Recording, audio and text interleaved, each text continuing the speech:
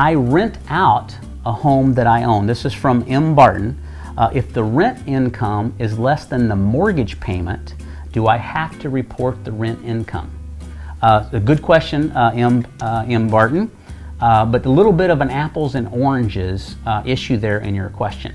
So the key is not just whether the rental income that you got is greater than the mortgage payment, because remember that mortgage payment has a number of factors included in it. Part of that mortgage payment is principal payment. Part of that mortgage payment is interest. Most likely part of that mortgage payment goes to an escrow balance, which is some insurance, some property taxes, those type of things.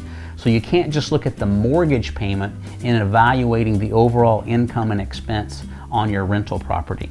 But more importantly than that, if you have rental income, the best advice is to report that income straight on a Schedule E.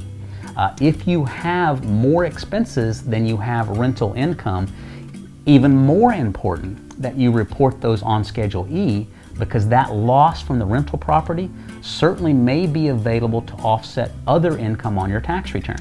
So if you've got other wages, other capital gains, maybe other rental properties, if you have a loss on this rental property, that can actually be to your benefit because you can actually offset some taxes that way. So make sure, even if it looks like you might not need to file that Schedule E, make sure you do anyway.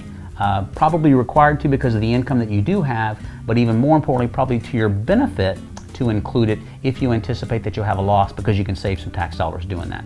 And again, if you need to look at that Schedule E, go out to mahalo.com and download the Schedule E. Relatively easy schedule. Go through and follow the lines. And again, I know that's somewhat interesting that I say an IRS form is relatively easy, but if you just go line by line, it kind of walks you through where to put the income, where to put the expenses, and hopefully that'll end up saving you some money. So take advantage of that.